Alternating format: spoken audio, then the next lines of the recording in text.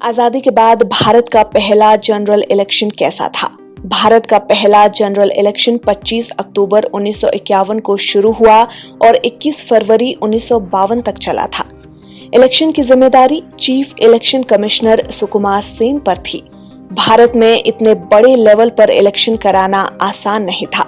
इसमें एक बड़ा चैलेंज था भारत की पॉपुलेशन, जो उस समय 36 करोड़ थी।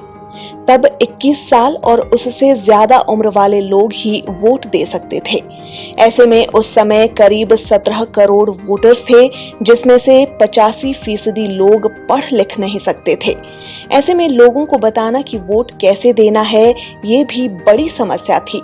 इसलिए बैलेट बॉक्स पर कैंडिडेट के नाम के साथ साथ पार्टियों के सिंबल को भी छापा गया, ताकि लोगों को वोट देने में दिक्कत ना हो। उस समय बड़ी समस्या थी महिलाओं का नाम वोटर लिस्ट में जोड़ना।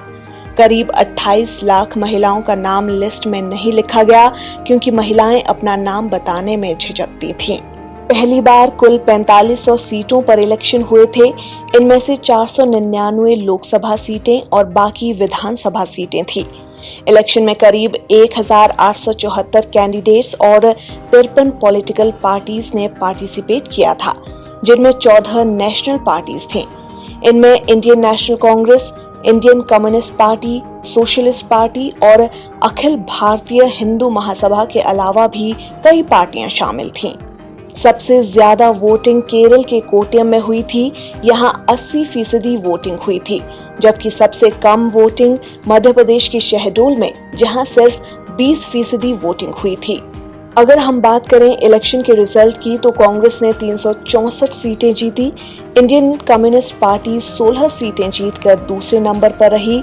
सोशलिस्ट पार्टी इंडिया ने 12 सीटें और डॉक्टर BR अम्बेडकर की शेड्यूल्ड कास्ट फेडरेशन ने 2 सीटें जीती। कुल जितने वोट पड़े थे, उसके 45% वोट कांग्रेस को मिले थे और इस तरह जवाहरलाल नेहरू आजाद भारत के पहले प्रधानमंत्री भी बने। बता दें कि भारत के पहले इलेक्शन में पहला वोट हिमाचल में दिया गया था।